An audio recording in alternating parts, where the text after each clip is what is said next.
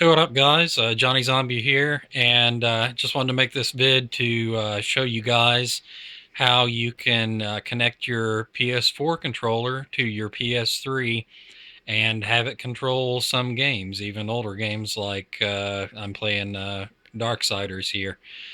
Um, yeah, check it out. I've got it already got it connected to the system here. I'll try and provide a bit of additional light. This cable, it's micro USB to the standard size USB over there on the system. This is my PS4 on the right here that I've got the light sitting on top of. I thought it might help give a little bit of extra light on my PS3 down there. But anyhow, that's my PS3 down there to the left, and I've already got the large end of the USB cable plugged into the system, so it's all working and everything now. Just to show you guys, I can the sticks work. I can assure you the buttons work as well. The share button works as select, and the options button works as start. All the other buttons work as they're supposed to. The only one that doesn't seem to recognize is pressing down on the touchpad, which I figured it probably wouldn't. Um, but yeah, it works great, and it feels great. I've addressed my issues with the PS3 controller and other vids, and it's too small. Feels like a toy in comparison to the DualShock 4. Um, and I hate the sticks. They're really loose, and of course the triggers are a common complaint amongst most. But yeah, I just wanted to give it a try. Um, Works really well. But yeah, us go step by step. First thing you'll want to do if you guys have a PS4, you might want to unplug it because it seems as though, or at least I couldn't get the controller to work with the PS3 while I had my PS4 plugged up. It just kept turning the PS4 on. I thought maybe I could resync. There's like a little pinhole on the back of the DualShock 3 and the DualShock 4 controllers where you can reset them, and they're supposed to resync, but that didn't seem to work. So anyhow, I've got my PS4 unplugged on the power strip down here, and yeah. So then I basically I went ahead and plugged in plugged the cable into the controller here. Again, it's micro USB, which comes with the system.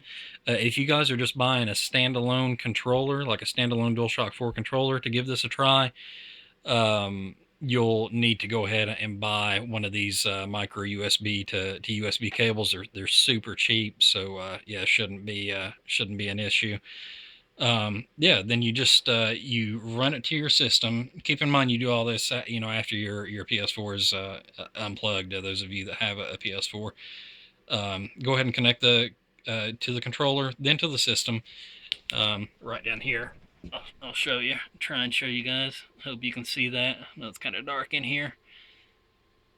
Anyhow, you can see I've got it plugged into the system there, and you'll have to manually turn on the system because the power or the large PlayStation logo button here that turns the system on normally like it would turn it on with your PS4, and then the other the DualShock 3 controller will turn it on for your PS3. Um, you'll need to turn it on at the system, or you use your old DualShock 3 controller to turn the system on and off one way or another. But not a big deal. I just turned it on at the system. Then you hold down the PlayStation button there, and you might see. I think I saw like a orange lights flashing at first across the front, but then it just goes out entirely. There's no light or anything like that, which would probably lead you to believe that the controller's not working. But again, as you can see, it is. It's working perfectly fine. So that's nothing to be alarmed about. That's what you want to see, pretty much. You need to leave the controller connected via the cable in order for it to to work properly. It will not work wirelessly for whatever reason, and there's no guarantee as to which games it will work with. As you can see, I'm trying it with a. I mean, this game's like uh, I think like roughly 4 years old at this point. Came out in early 2010. Um, so yeah, and it's working perfectly fine with it. There are lists out there of games that do and don't work. I highly recommend you guys, look at some of those before, maybe you're possibly disappointed with, trying certain games out and buying a controller specifically for this purpose and then not have it work with that particular game. So anyhow, guys, yeah, that's pretty much it. It's really cool that it actually. I'm not surprised that it works because I'd read that it worked, before. I'm just kind of surprised that it works with a game as old as what this is.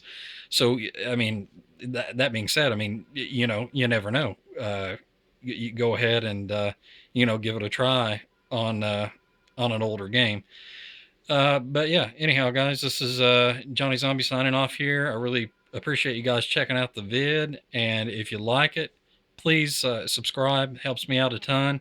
And I will catch you guys with the next one. Okay, later.